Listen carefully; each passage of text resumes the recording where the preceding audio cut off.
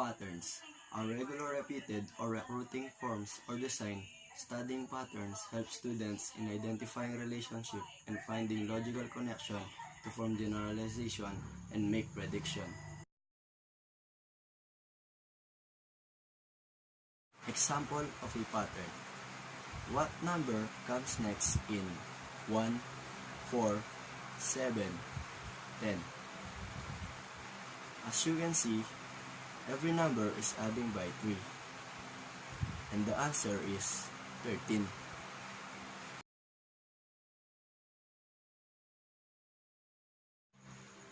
Angle of rotation. A figure has a rotational symmetry of order n-fold rotational symmetry if 1/n of a complete turn leaves the figure unchanged.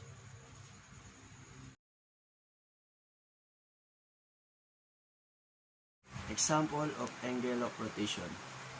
The formula in angle of rotation is 360 degrees all divided by n. N is the angles. Example is a triangle. Triangle has a 3 angle. Okay, as you applied the formula 360 degrees divided by 3, the answer is 120 degrees.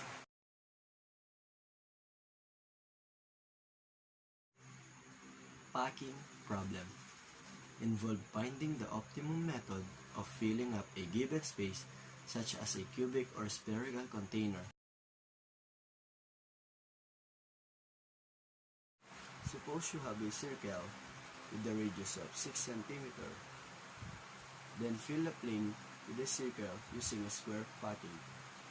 As you can see in this figure, the formula is area of circle divided by area of square multiplied by 100%. And the given radius is 6 cm. And the formula for area of circle is pi r squared. And the area of the square is s squared. The given area of circle is 36, and in the square is 100. Use the formula, and 36 pi centimeters divided by 100 centimeter multiplied by 100% is equals to 113.09.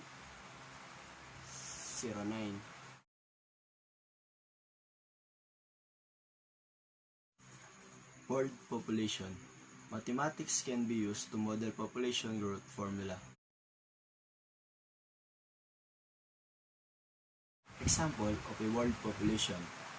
The population of hometown 2011 was estimated to be 37,000 people with an annual rate to increase of 2.7%.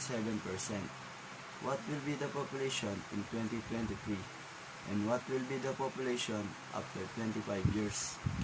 Here is the solution. T is equals to 2023 minus 2011 is equals to 12 years. And the formula for world population is equals to PERT. The given population is equals to 37,000 multiplied by constant, which is 2.718, and multiplied by rate, which is 0.027, and multiplied by t, which is 12.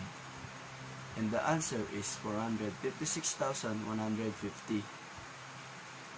And number 2, we have a given t, which is 25 years.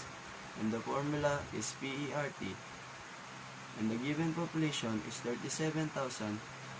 And the constant of 2.718 multiplied by r, which is 0.27, and multiplied by 25.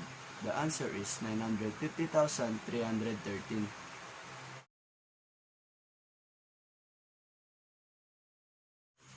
Sequence is an ordered list of numbers called terms that may have repeated values. The arrangement of these terms is set by a defined rule. Example of a sequence is 2, 20, 200, and 2000. Here is the solution. 20 with the exponent of 0 is equals to 2, and 20 with the exponent of 1 is equals to 20, and 20 with the exponent of 2 is equals to 200, and 200 with the exponent of 3 is equals to 2000.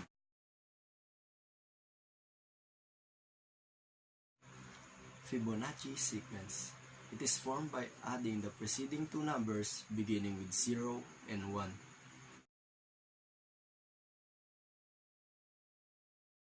Example of a Fibonacci sequence. We have a given number of 1, 8, 15, 22, and 29. Find the seventh term. Here is the formula. B is equals to A2 minus A1, and our A2 is equals to 8, and our A1 is equals to 1. And 8 minus 1 is equals to 7, which is our D. And the formula is AN is equals to A1 plus D multiplied by N minus 1. And our N is equals to 7. A7 is equals to 1 plus 7 multiplied by 7 minus 1. And 7 minus 1 is equals to 6. So A7 is equals to 1 plus 7 multiplied by 6 is equals to 42. So 1 plus 42 is equals to 43. 43 is our answer.